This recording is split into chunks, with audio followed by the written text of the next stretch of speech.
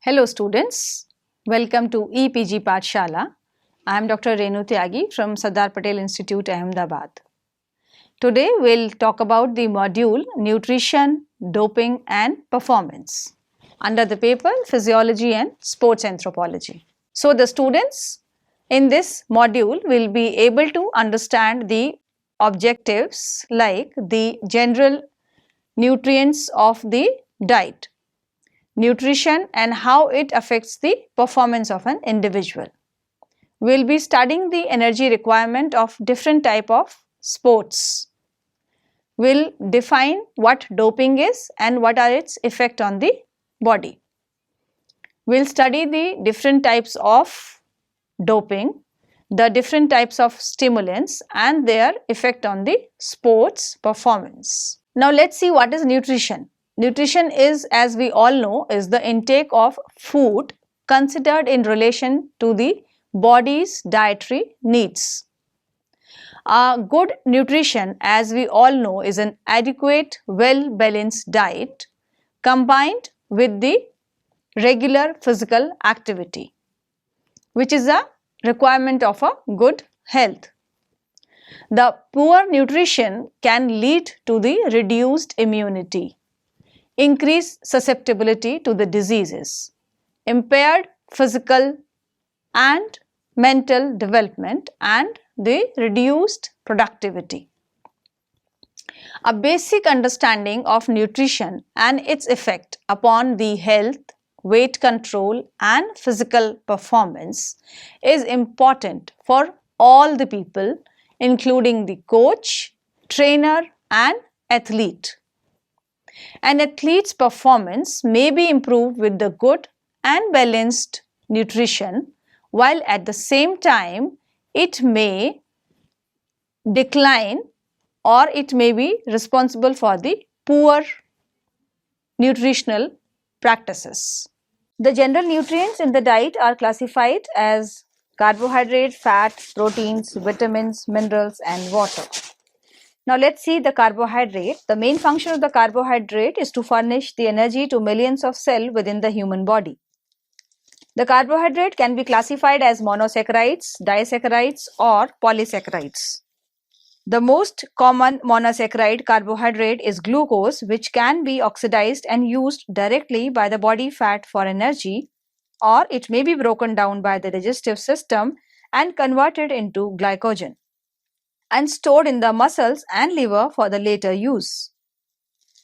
However, if it exceeds for storage capacity for glycogen in the muscles and liver, the excess glucose is converted into fat and stored in the fatty adipose tissues of the body. Therefore, if a person is on high carbohydrate and low fat diet, it is still possible for that person to increase his or her fat level. The fat have several major functions in the body, such as energy storage, which can be used as a fuel as the body needs it, carrier for the soluble vitamin A, D, E and K throughout the body.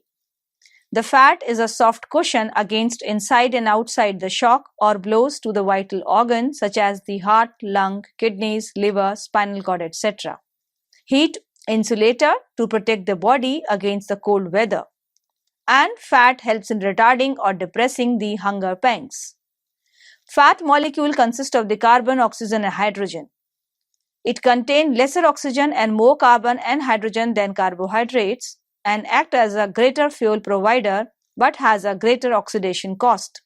Chemically, a fat molecule is made up of fatty acids and cholesterol. The fats are stored in the body in the form of triglycerides. The next category is protein, which contains nitrogen in addition to the carbon, oxygen and hydrogen.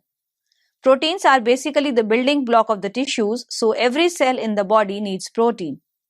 They furnish the basic material for the muscular contractions.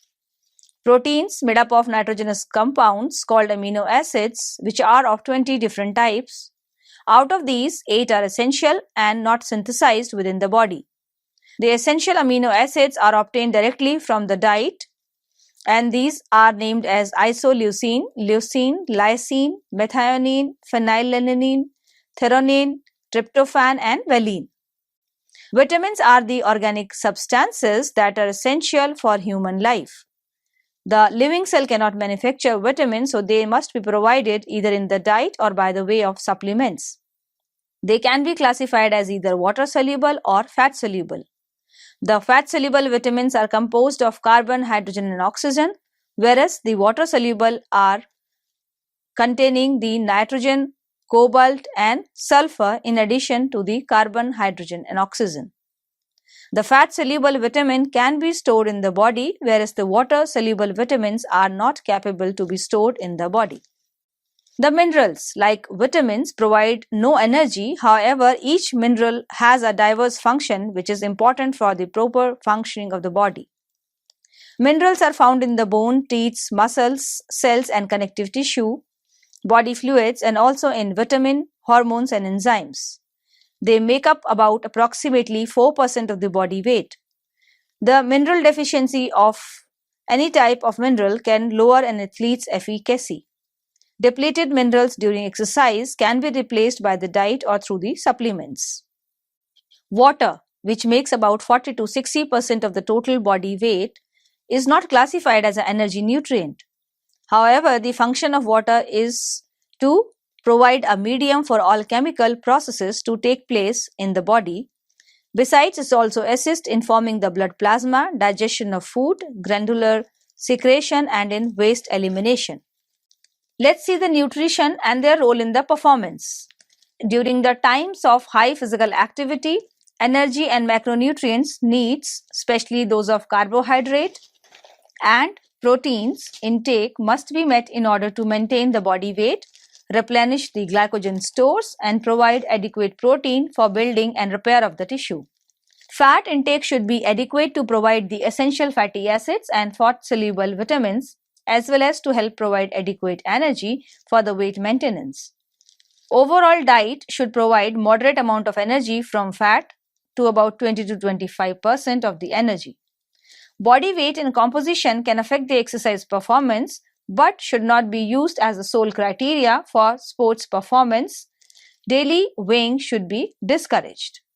Consuming adequate food and fluid before, during, and after exercise can help maintain blood glucose during exercise, maximizes the exercise performance, and improves the recovery time.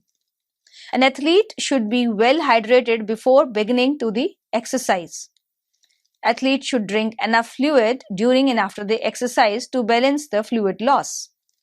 Consumption of the sports drink containing carbohydrate and electrolyte during exercise will provide fuel for the muscles, help maintain the blood glucose and the thirst mechanism, and it decreases the risk of dehydration or hyponatremia. Athletes will not need vitamin and mineral supplements if adequate energy to maintain body weight is consumed from a variety of the food. Though the supplements may be required by athletes who restrict the energy intake, use severe weight loss practices, eliminate one or more food groups from their diet, or consume high carbohydrate diet with low micronutrient density. Research has clearly documented the beneficial effect of nutrition on exercise performance. There is no doubt that when an athlete eats and drinks can affect the health, body weight, and body composition, substrate availability during the exercise, recovery time after exercise, and ultimately exercise performance.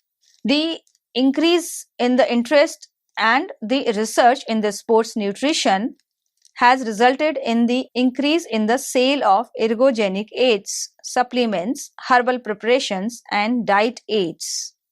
The manufacturers of these products frequently make unsubstantiated claims to entice the athlete to use their products. The athletes who want to optimize exercise performance need to follow good nutrition and hydration practices, use supplement and ergogenic aids carefully, minimize severe weight loss practices, and eat a variety of food in adequate amount. This position is focused on adult athletes rather than children or adolescents and does not focus on any particular type of athlete or athletic event. Moreover, the position is intended to provide guidance to dietetics and health professionals working with the athletes and is not directed to individual athletes themselves. Energy requirements. Meeting the energy needs is the first nutritional priority for the athletes. Achieving energy balance is essential for the maintenance of lean tissue mass, immune system, and reproductive functions, and to have the optimum athletic performance.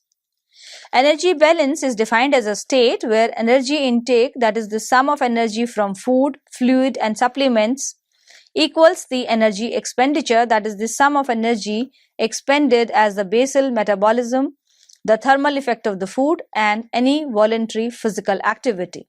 Inadequate energy intake relative to the energy expenditure compromises the performance. With limited energy intake, fat and lean tissue mass will be used for the fuel providing to the body. The loss of muscles result in the loss of the strength and endurance. In addition, chronically low energy intake often results in the poor nutrient intake, particularly of the micronutrients. In the year 1989, recommended dietary allowance, that is RDA, by the National Research Council in 1989 means that energy requirement for women and men who are slightly to moderately active and between 19 to 50 years of age was established as 2200 and 2900 kilocalorie per day respectively. For athletes, the recommendation is made to evaluate the kind of exercise performed for its intensity, frequency, and duration, and then to add this increment to the energy needed for the normal daily activity. For example, a 70 kg male runner who runs 10 miles per day at a 6-minute pace would require approximately 1063 kilocalorie per day to cover the energy expenditure of running of 0.253 kilocalorie per minute per kg, plus the energy cost of the normal daily activities, which is 70 kilogram 337 to 41 kilocalorie per kg per body weight for the normal activity. Ultimately, however, numeric guidelines for energy intake, such as those cited here, a crude approximation of the average energy needs of an individual athletes. Any athlete needs to consume enough energy to maintain appropriate weight and the body composition while training for a sports. Usually, energy intake for male endurance athletes range from 3000 to 5000 kilocalorie per day. Although usual energy intake for many intensely training female athletes may match those of the male athletes per kg of the body weight, some consumes less energy than they expend. Although resistance exercise usually require less energy than endurance exercises, the total energy needs of athletes participating in strength training and bodybuilding may be as high as those of the endurance athletes because of their increased body size and high levels of fat-free mass. In circumstances in which an increase in the lean body mass is the goal, energy intake must be sufficient to meet the needs for the muscle's growth. Therefore, many strength athletes may need 44 to 50 kilocalorie per kg body weight, and those in the serious training may even need higher energy requirements. The American Dietetic Association, Dietitians of the Canada, and the American College of Sports Medicine stated that the physical activity, athletic performance, and recovery from exercise are enhanced by the optimal nutrition. These organizations recommend appropriate selection of food and fluid, timing of the intake, and supplement choices for optimal health and exercise performance. During the times of high-intensity training, adequate energy needs to be consumed to maintain the body weight, maximizing the training effects and maintain a health. Low energy intakes can result in the loss of muscle mass, menstrual dysfunctions, loss or failure to gain the bone density, and increased risk of fatigue, injury, and illness. Body weight and composition can affect the exercise performance but should not be used as the sole criteria for participation in sports. The optimal body fat level vary depending upon the sex, age, and heredity of the athlete as well as the sports itself. Body fat assessment techniques have inherent variability, therefore limiting the precision with which they can be interpreted. If weight loss is desired, it should start early before the competitive season and involve a trained health and nutrition professional. Carbohydrates are important to maintain the blood glucose level during exercise and to replace muscle glycogen. Recommendation for athlete range from 6 to 10 gram per kg body weight per day. The amount required depend upon the athlete's total daily energy expenditure, the type of sports performed, gender and the environmental conditions. Protein requirements are slightly increased in high active people. Protein recommendation for endurance athletes are 1.2 to 1.4 gram per kg body weight per day, whereas those for the resistance and strength trained athletes may be as high as 1.6 to 1.7 gram per kg of body weight per day. These recommended protein intake can generally be met through diet alone. Fat intake should not be restricted because there is no performance benefit in consuming a diet with less than 15% of energy from fat compared with 20% to 25% of energy from fat. Fat is important in the diet of athletes as it provides energy, fat-soluble vitamins and essential fatty acids. Besides, there is no scientific basis on which to recommend high-fat diet to the athletes. The athletes at greatest risk of micronutrient deficiencies are those who restrict the energy intake or use severe weight loss practices, eliminate one or more food groups from their diet, or consume high carbohydrate diet with low micronutrient density. Athletes should strive to consume diet that provides at least the RDA for all micronutrients from the food. Dehydration decreases exercise performance. Therefore, adequate fluid before, during and after exercise is necessary for the health and the optimal performance. Athletes should drink enough fluid to balance their fluid losses. 2 hours before exercise, 400 to 600 ml of the fluid should be consumed, and during exercise 150 to 350 ml of fluid should be consumed every 15 to 20 minutes depending upon the tolerance. After exercise, the athlete should drink adequate fluid to replace the sweat loss during the exercise. The athlete need to drink at least 450 to 675 ml of fluid for every pound of the body weight lost during the exercise. Before exercise, a meal or a snack should provide sufficient fluid to maintain the hydration, be relatively low in fat and fiber to facilitate gastric emptying and minimize gastrointestinal distress, be relatively high in carbohydrate to maximize maintenance of blood glucose, and be moderate in protein and should be composed of food familiar and well tolerated by the athlete. During exercise, the primary goal for nutrient consumptions are to replace the fluid losses and provide carbohydrate for the maintenance of the blood glucose level. These nutrition guidelines are especially important for the endurance event lasting longer than an hour. After exercise, the dietary goal is to provide adequate energy and carbohydrate to replace the muscle glycogen and to ensure rapid recovery.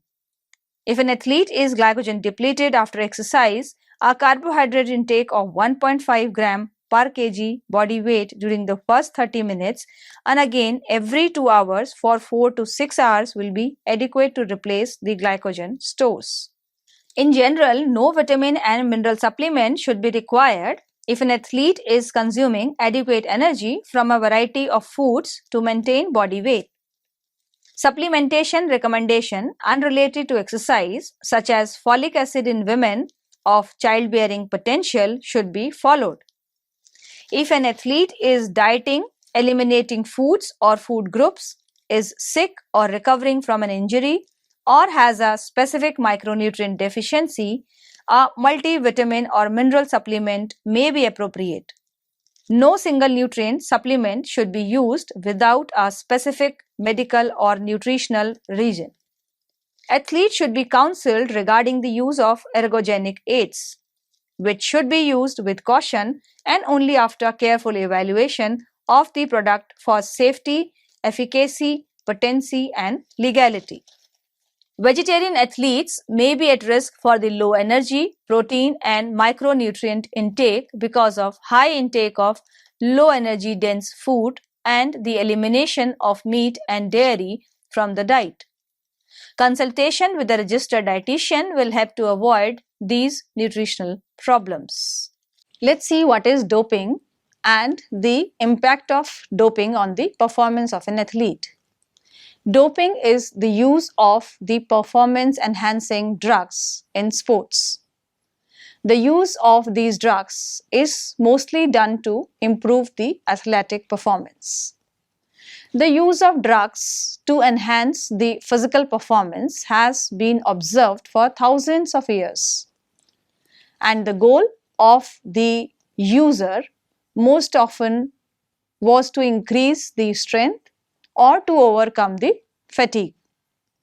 Today, we classify such drugs as anabolics and stimulants.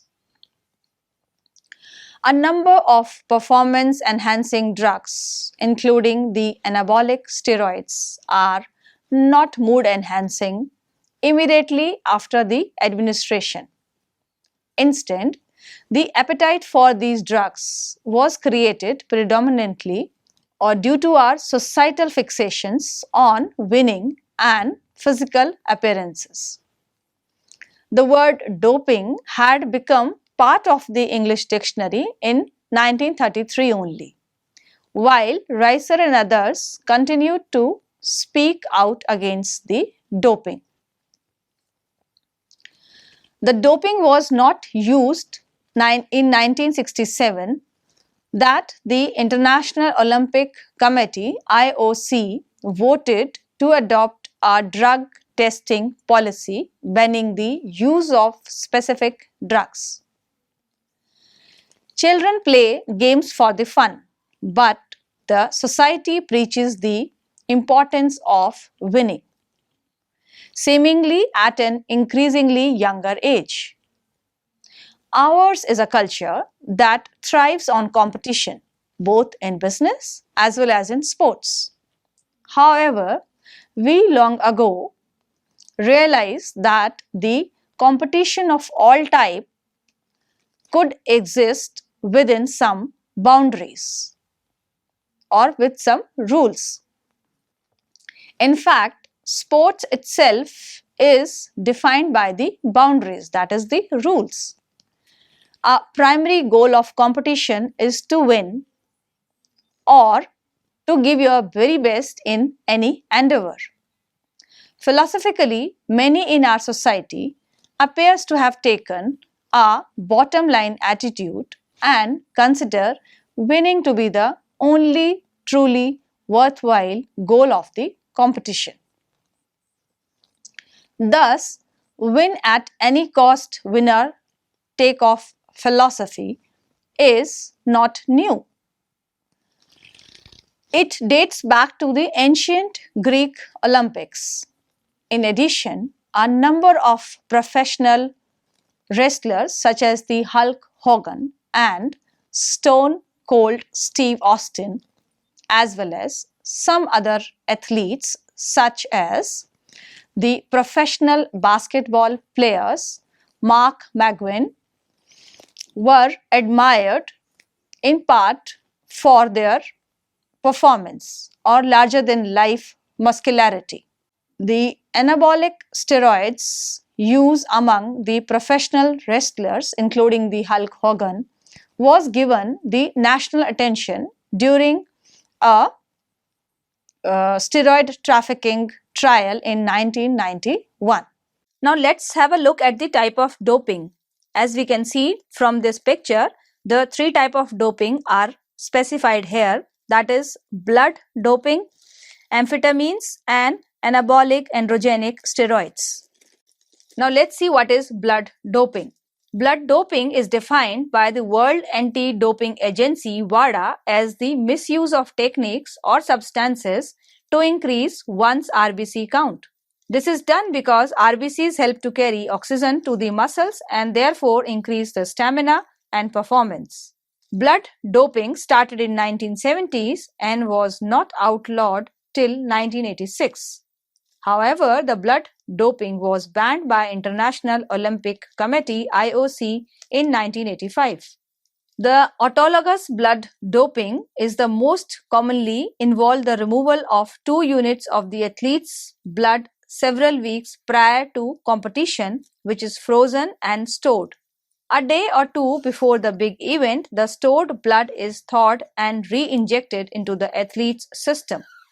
Allogenic or homologous blood doping is the process of injection of fresh blood removed from a second person into the athlete's system. Another way is the use of hemoglobin-based oxygen carrier. The hemoglobin is the protein contained in the RBCs that loads the oxygen in the lungs and delivers it to the tissues. This has been developed for the therapeutic use, however, it is now being misused as the performance enhancer. Let's see the effect on the performance. Blood doping is most commonly used by the endurance athletes such as distance runners, skiers, and cyclists. By increasing the number of RBCs in the blood, higher volume of the protein hemoglobin are present. Hemoglobin can bind and carries oxygen from the lungs to the muscles where it can be used for aerobic respiration. Blood doping therefore allows extra oxygen to be transported to the working muscles, resulting in a higher level of performance without the use of anaerobic energy system. Some of the side effects of the blood doping include the increased blood viscosity, increased chances of myocardial infarction, increased risk of pulmonary embolism, that is a blockage which can be fat or a blood clot in the pulmonary system, increased risk of cerebral embolism, that is a blockage formed in the body which becomes lodged in an artery within or leading to the brain. It may lead to cerebrovascular accidents. It may lead to more chances of infection. In addition to these, athletes undergoing the blood transfusions are prone to further side effect with the allergic reaction or risk of contracting the blood-borne disease like hepatitis C, B, and HIV. Let's see the stimulants. Continuing the practices of the 19th century counterparts, athletes during the first 3 decades of the 20th century used a variety of substances like alcohol, cocaine, styrosine, caffeine, and nitroglycerin for their purported stimulant effects. Noticeably absent from this doping menu is any mention of the use of amphetamines, even though they were first synthesized in 1887. In 1920s and 30s, other derivatives of amphetamines were synthesized. However, it was not until the mid-1930s that amphetamines were identified as a central nervous system stimulants. And in 1937, they became available as a prescription tablet.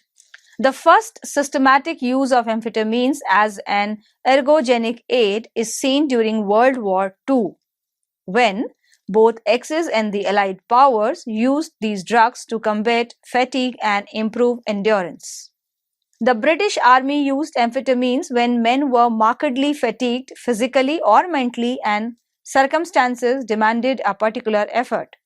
According to a report in the Air Surgeon's Bulletin 1944, one pill of benzedrine may be worth a flying fortress when the man who is flying it can no longer stay awake. Going beyond staving off fatigue, the Japanese were said to have used heavy doses of amphetamines to arouse or psych up their pilots in preparation for their suicide missions.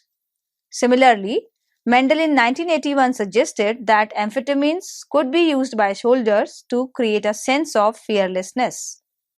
The amphetamines are stimulants which act on the central nervous system (CNS) to delay the fatigue and increase the alertness. They are also capable of increasing a person's speed, power, endurance, and concentration. However, there are many side effects of using the amphetamines. The use of amphetamines is associated with the addiction. Athlete can become dependent on the drug, resulting in the long-term use and higher risk of more severe side effects. The short-term use of amphetamines can produce the effects like cerebral hemorrhage, confusion, hypertension, angina, vomiting, abdominal pain, irritability and restlessness, insomnia, dizziness, or tremors of the body. The anabolic steroids are sometimes known as anabolic androgenic steroids AAS, which are derived from the hormone testosterone. Steroids are most commonly used by the athletes involved in the power sports like weightlifting, throwing and sprinting events. Field sports such as football and rugby also demonstrate a high incidence of use as in bodybuilding. In 1920s, serious concerns arose in the medical community regarding their overt claims of rejuvenation.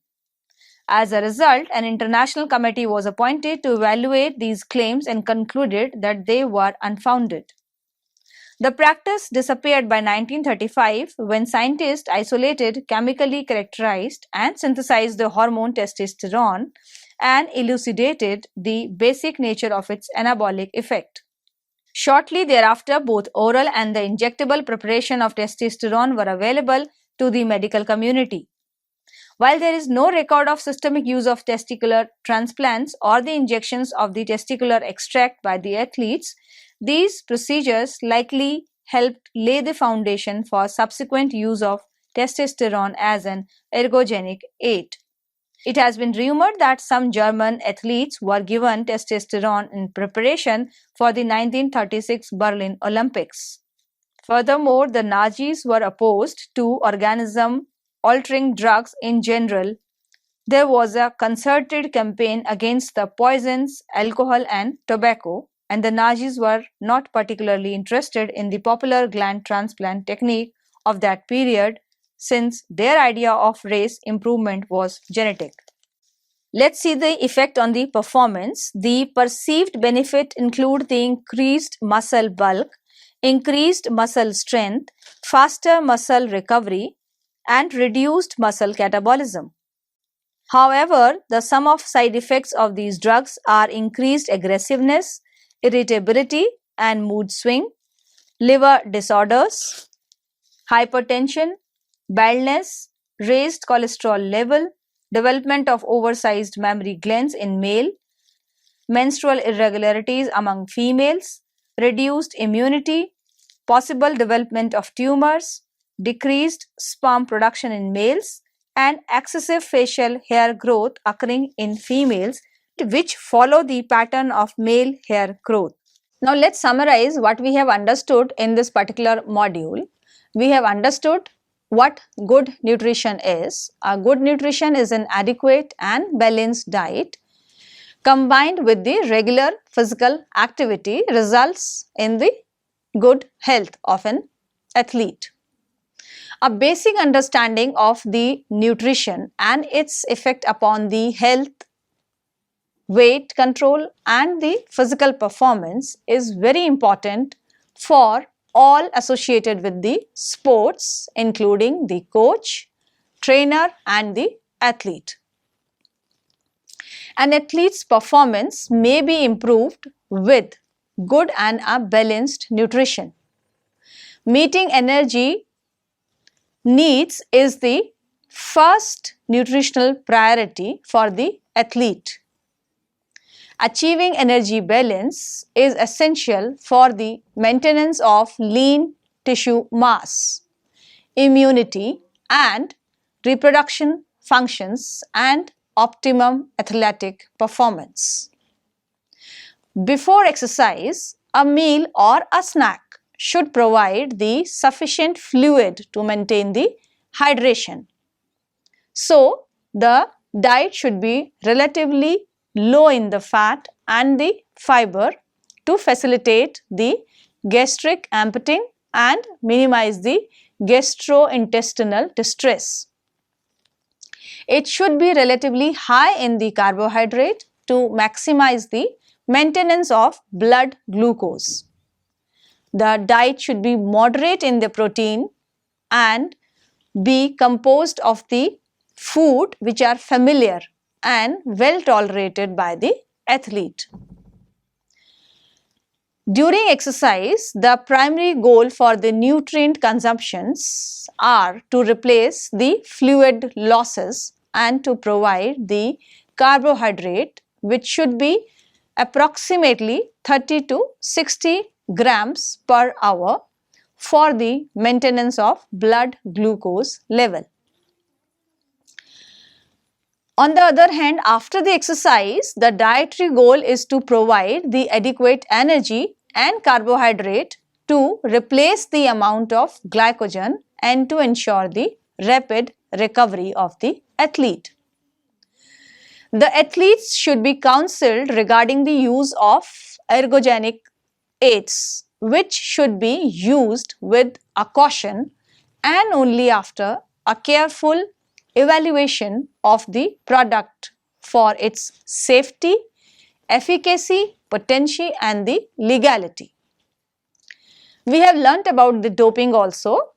As we all know, doping is the use of performance enhancing drugs in sports. The use of these drugs is mostly done to improve the athletic performance.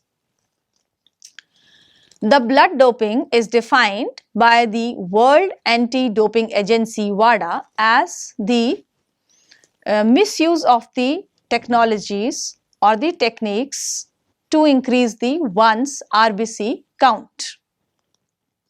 This is done because RBC helps to carry the oxygen to the muscles and therefore increase the stamina and the performance of the individual.